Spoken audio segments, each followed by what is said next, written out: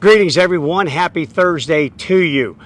For the last 4 videos, we've been talking about reactive dogs and aggressive dogs and talk about how they naturally respond that way. What strategies do they employ? The hawk strategy, the dove strategy, under all the myriad of conditions in which they would employ that.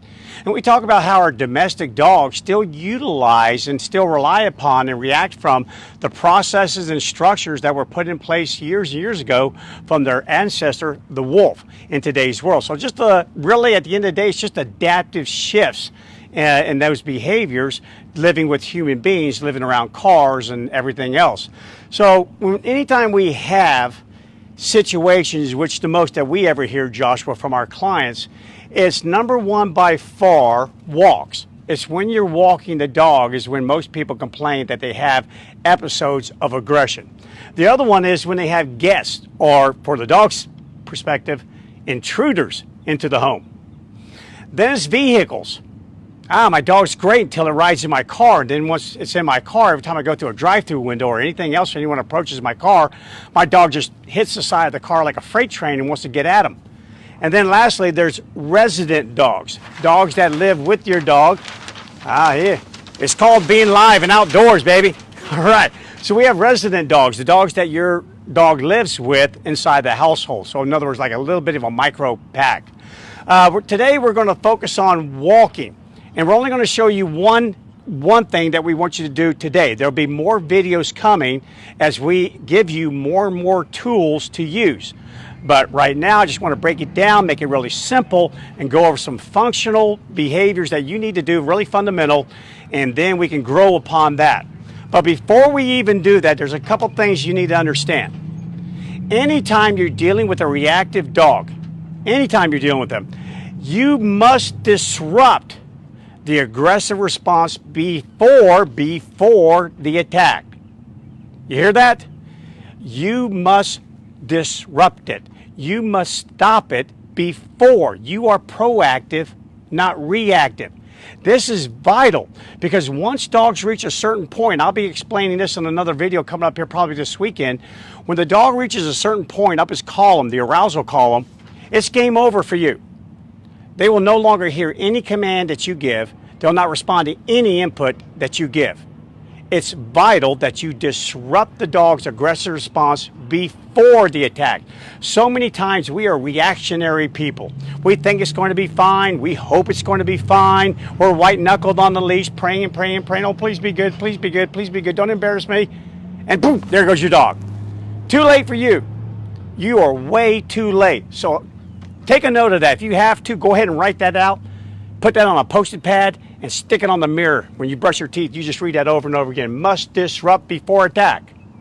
Okay, to even be able to do this, to implement that, number one, you must have the correct mindset. The correct mindset. And that mindset is this: I will disrupt this before it happens. Not that I hope to disrupt it. I will disrupt it. I am the leader here. My resource holding potential is much greater than yours, dog. My leadership is autocratic, not democratic. My leadership is not distributed. So I'm not going to share it with you. There is no parallel hierarchies in the wild. They're linear. A over B, B over C, C over D, and that's it. And if you can't accept that, you just really want to believe that you own a little person in a fur coat and you guys are going to be BFFs for life and everything's going to work out fine, then do me a favor. If you have a dog with big teeth and that's your attitude, don't take it out into the public. Don't. Because you have to have this attitude. And to have this attitude, number one, you got to stay in the game. Every walk until you have a dog who no longer reacts to other dogs. Maybe it wants to, but it won't. Because it's with you and you are controlling it. Until you have that, you got to stay in the game. And that means you're not out there walking with your AirPods in, taking a look at your phone, selecting your next song that you want to listen to a book. No, your head is like a swivel left, right. You are looking around you. This is a training walk. It's not a pleasure walk. If you can get to both accomplished, good for you. But for now, if you have a reactive dog, you are training. So stay in the game. Don't avoid the situation. So many people want to avoid it. You hear all the time about midnight dog walkers. And I tell them, you know who you're going to meet at midnight? The other midnight dog walkers. So maybe you should go at midnight. But if not, if your dog is aggressive towards unfamiliar people or aggressive towards unfamiliar dogs, don't avoid the situation. That's, you're avoiding the opportunity for your dog to learn.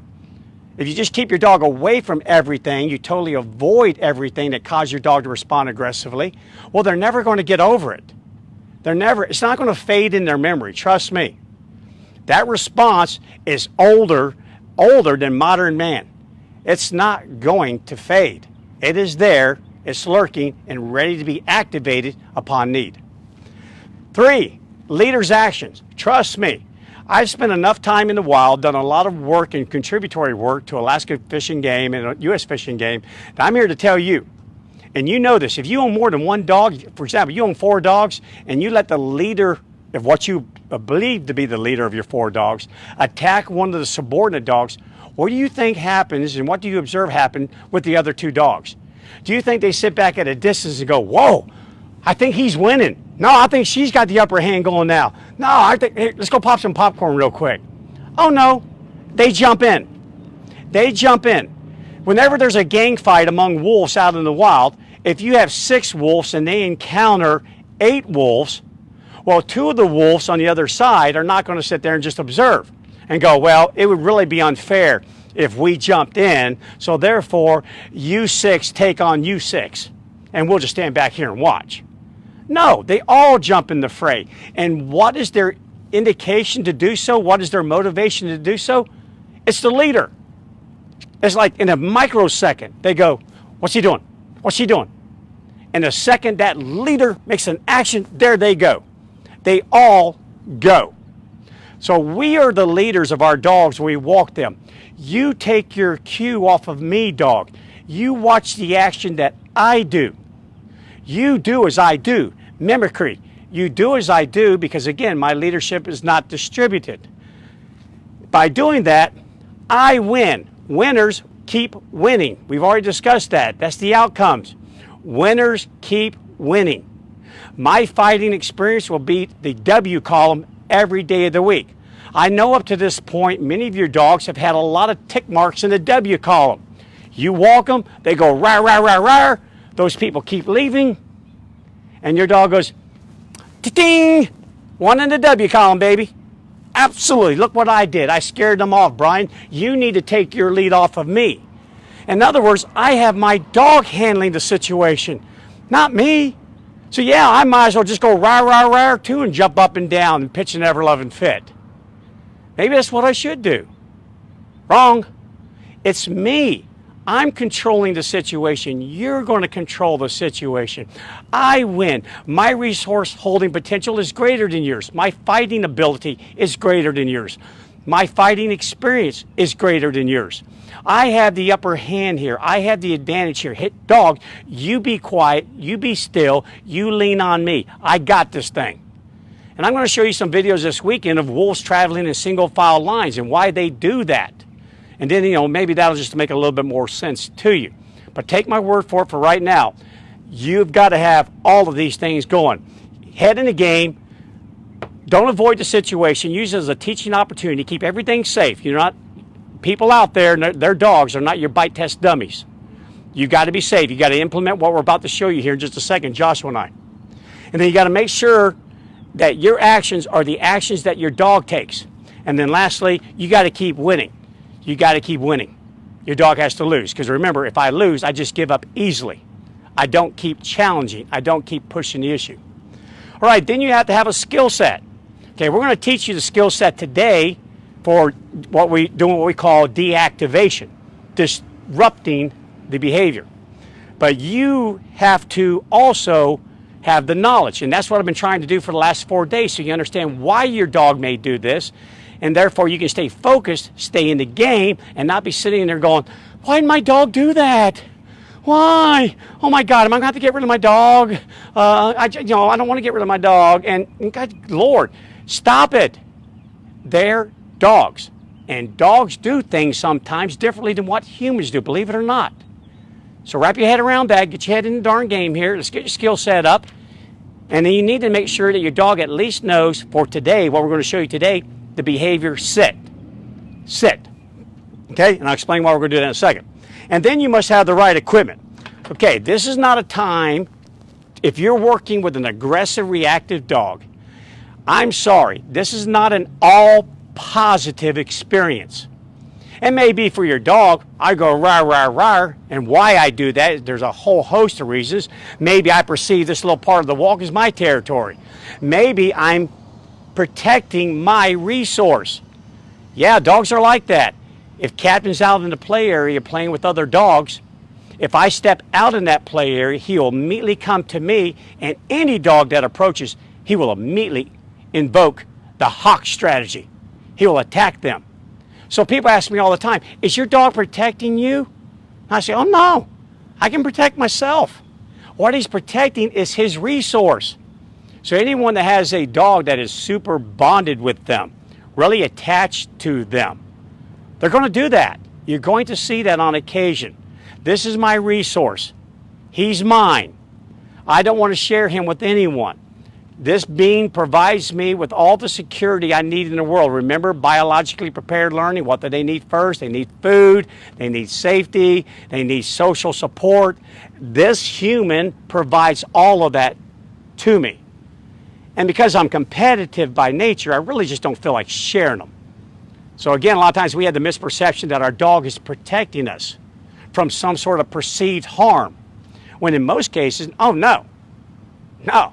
You tie that dog to a tree and put a food bowl next to it, and it'll act the same way. So again, got to be in the right mindset, baby. So that being said, when we're out there with our dogs, this is not a time to ask the dog to sit. This is not a time to ask the dog to behave. This is the time in which we evoke all the lessons from nature and say, hey, do this. I got it. Because by doing that, by being able to make you sit at that moment, I am telling you, I got your back. I will take care of this threat. I will take care of this other person who wants to steal me as a resource. I will ward off that intruder so that they do not encroach upon our land. I will take that. And if you do this, and the dog loses enough, that losing becomes a habit. And when you attach a reward to that losing, which we're going to show you how to do that, when you say, good dog, that was awesome. I'm so glad you sat still. I'm so glad you're quiet. Well, you know what? Losing takes on a whole new light. Wow. First of all, I don't have to really do anything at all but just sit here. And then number two, I get a treat. And three, you don't let this thing ever attack me. No, I don't. And you ran them off. Yeah, I did. Wow, it's amazing how that works. And we sometimes think animals are smart, but yet we don't give them the credit that they really do. They're smarter than a lot of us think that they are. All right, so the equipment that we typically start with dogs here, and we train a lot of reactive dogs here. A lot of dogs are in our pharmacotherapy rehab program, and their reason for aggression could be multifold, but we really don't care. Because right now we're simply trying to accomplish a couple things. One, whenever we encounter another dog, if that's the stimulus that sets your dog off, or another person, or a combination thereof, first thing that we are going to do on a walk, we're focusing on walking today, is stop. Stop. Why do we stop? It buys you time. It buys you time to adjust your hand on that leash. It buys you time to pay just a quick attention to your dog. If you keep walking, they're walking. And that gap will be filled quickly from threat zone to critical zone, just like that. So stop. Also, the perception of the other dog, if it happens to be another dog or the human, is you guys have stopped.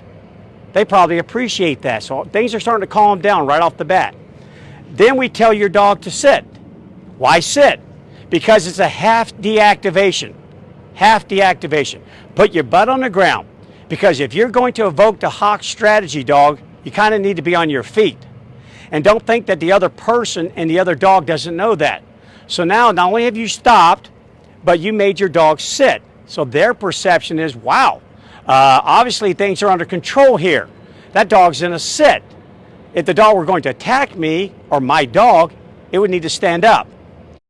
And then lastly, we reward the dog, because remember, I want you to love losing. You just need to fall in love with it, because that's just the way it's going to be.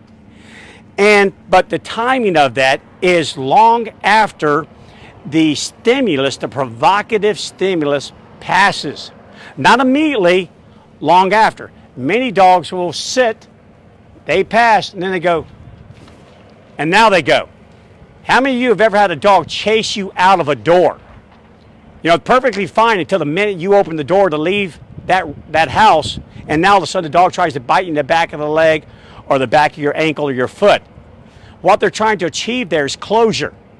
Closure. Hey, don't let the door hit you in the butt on the way out. They're trying to make it hit you in the butt on the way out. I'm going to bite you and make sure that you don't turn around and come back. So many dogs will launch their attack within a few feet of the passing dog, but not until then. So no, you are still in the game, baby. Sit. Yep, they're gone. Wait, wait, wait. Gone. Coast is clear. Well done. Now let's get going again. And I know it sounds like a lot, but it really isn't. But you need to just kind of get comfortable being uncomfortable for a little while until we can get this thing done. The equipment we use to get this done, I'll have you hold that one, Joshua, is we evoke, again, a natural haptic signal and understanding from the dog. This goes around the dog's neck. We can snug it up. I love these little slip leads. And by the way, I'll put a link on this Facebook Live feed so that you know where you can get one of these, because this is our favorite tool, because I can snug it up. And now, if I tell the dog to sit, and a half a second later, it's not on its way to a sit, we grab. Go back and watch some of the old videos where I explain this. We grab. And if you still don't sit, well, we grab a little harder till you finally sit. And when you do, we'll be glad to let go of you. And the animal learns. Okay, so here comes a dog. Bryan says sit, but I said no, I got to take care of the situation. Then I'll say, oh, there's pressure. That taps into my wolf ancestry. Kind of know what that means. Whenever I do that, that means submit. That means give way to me. So I do. Pressure goes away. This thing goes by. No harm to me. Or they're no more trespassing. They've left. And now I get a reward. So fast forward, 3 more repetition, 30 more repetition. Depends on the dog. They see someone coming. They immediately sit on their own even. They pass by, you reward. Captain, I walk Captain almost every morning off leash. He's not on a leash at all. But every time we see someone coming nowadays, which is a lot because there's a lot of people out walking their dogs, I don't trust all the dogs. Some I do, some I don't. The ones I don't trust, I'll tell Captain, heel. And he drops back into a heel position. Well, I've done that so many times that now if someone is coming with their dog, Captain on his own just drops back to that heel position. I don't even have to tell him to do it. He knows what's coming. It's become a fixed behavior. So we like using these little slip leads. This is a 5/8, right? 3/8. 3/8. This is a 3/8 lead here. It's a little bit thinner than the thick ones that you normally see for like a daycare or whatever. We like the thinner ones, got a lot more control, or the leather ones. This is another great. So these can be a little hard on if you got small hands. It can give you a little bit of a rope burn on a really big, strong dog. So probably a dog of about 70, 80 pounds. I'd probably use a leather one like this one here. And so same thing, same operation, goes around the neck, slide your leather tab down, get it nice and snug right behind the ears, and now you got it. There you go, just like that. You got it. All right, so that's the equipment that we recommend that you start on. Those of you who use prong collars, you can use those, but we are more in favor of these collars here. So here's what's going to happen. Joshua and I are going to use our own personal dogs in this. In this video, and what's coming up here in a second, these 2 dogs are role players. They're role players, meaning we actually train them to act aggressively when given certain subtle little cues by us. So we can demonstrate, because we don't always have, we simply do not always have the ability to show a reactive dog all the time. You know, they're not walking to my door every 5 minutes here. But if you really want to see it with a real reactive dog, I'm sure we have clients that can send in videos that I can post out here. Or if you want to drop by with your dog, be glad to put it on our Facebook Live video. Okay, so in this video here, what you're going to see is I'm going to walk Captain towards Joshua with his dog. They're both going to go rah, rah, rah, and go off on one another. That's what they're going to do. And we're going to kind of use that as an example of what you're probably going through right now on a walk. Then I'm going to show you what we do after that. Joshua's going to make his dog stop, then sit, then Captain and I will pass by, and once we are completely clear, Joshua will reward. And the way that he will make his dog sit is he will give the command, sit. If the dog does not sit immediately, Joshua will apply a little upward pressure on that leash until the dog complies. And then he'll release that pressure. But when you do, one thing I want to warn you of is, go ahead and let's show real quick, Joshua. We tighten up. In other words, once we get that control over the dog, until the people pass by, don't sit there and go, huh, because now you have total slack. If the dog does lunge, there you go.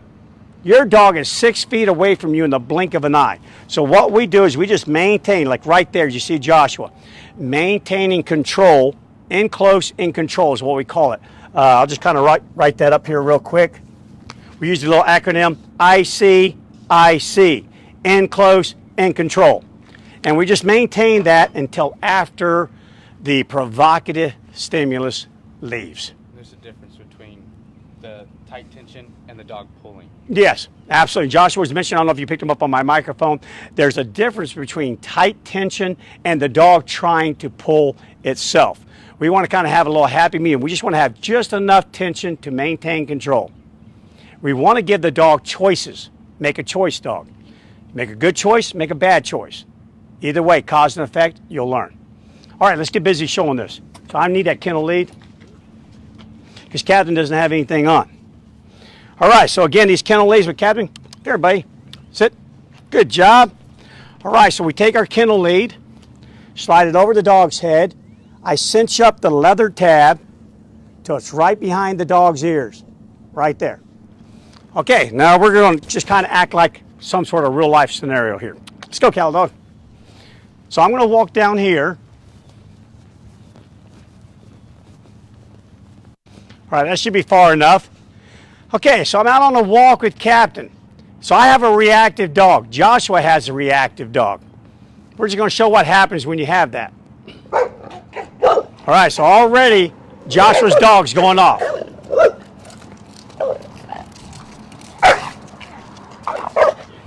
All right. That's pretty reactive, huh? So how many of you are going through that right now? If you are, here's what we need to do. Now, I'm going to let Captain continue to be reactive in this example. It's Joshua who's going to take control over his dog, because Captain continuing to be reactive is more lifelike. Hey, you can't control the other person with their dog. You need to concentrate on controlling your dog. All right, so Joshua, come on up here. Okay, so he's advancing towards us. We're on the sidewalk. All right. Come a little closer, Joshua, so they can see you. Okay, now I'm going to go. Joshua sees me. He stops and makes his dog sit. I'm going to let Captain continue to be reactive.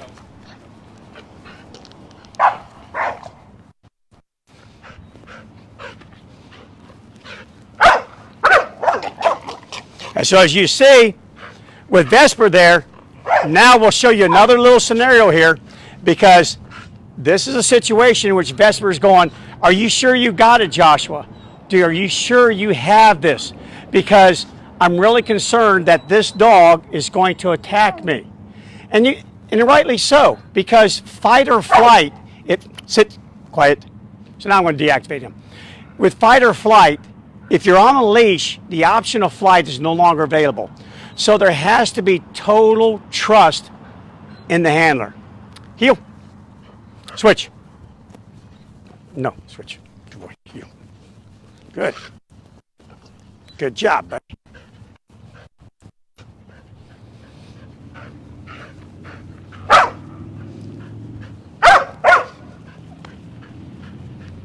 Okay, and now about now, Joshua would reward. Okay, and we'll show it one more time. Switch. Switch.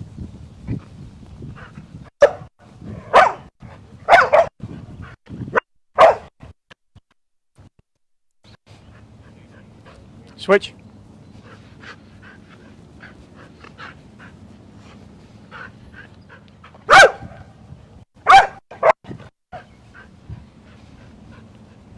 Okay, now hopefully you'll never encounter this in real life. If you do, you need to ask that person to leave.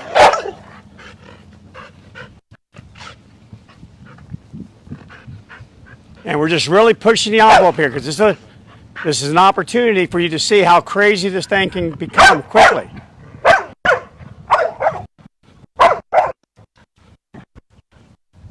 All right, my last pass by. Okay, so once I've gone, I'm at a distance of at least about 30 feet away. That's when Joshua would reward, about this distance right here. Otherwise, anything within about 8 to 10 feet can be construed by Vesper that this hazard is still too close. I need to repel it. I need to make it go away. So come on in a little bit closer now. Down. Good. Later, we'll be showing you how to make your dogs lie down. Downing is a full deactivation. Sit is a partial deactivation. Stay.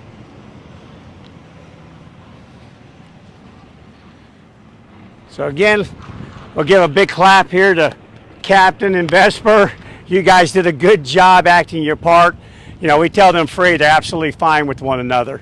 Again, this is all on cue, just so that we can give videos out there that people can see and understand. All right, but from the bottom line here, real fundamental, you need to work on that sit. If it gets crazy, the dog's really going off like Captain was, you may not get total compliance. But what you will get is far less than what you would have had. So we take it in steps. All right, how about you just turn half of that off right now? Then the next 10 times, 3/4 of that off. And then finally, all the way off. Remember, if they've been doing this a lot, they've been solving their own problem. You've not been a part of it at all. Now all of a sudden you want to take over, or you need to kind of prove to me that you can take over. And until I have that total trust in you, I'm going to keep trying what's worked for me in the past. Remember, winners win. And it's going to be very difficult for you to shift that dog's mindset into, well, I'll tell you what, I get that, but now you're going to have to go in the losing category. I'm going to take over from here. It happens. And we'll show that natural progression as we move along here.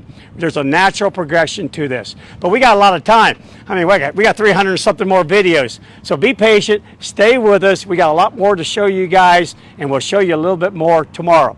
Any questions you have, you know where to send them to. We'll be glad to answer them for you. Send them to Bryan with a Y at tamingthewild.com. Or also, if you can send them, just put them on the feed on the Facebook. And, of course, you know I'm always going to ask you to share. If you found any of this thing helpful or beneficial to you, you think someone else may, share it. I'm starting to lose my voice out here. All right, so I'm going to get off the darn video because now my own body's telling me, Bryan, you've said enough. All right, guys, catch you tomorrow.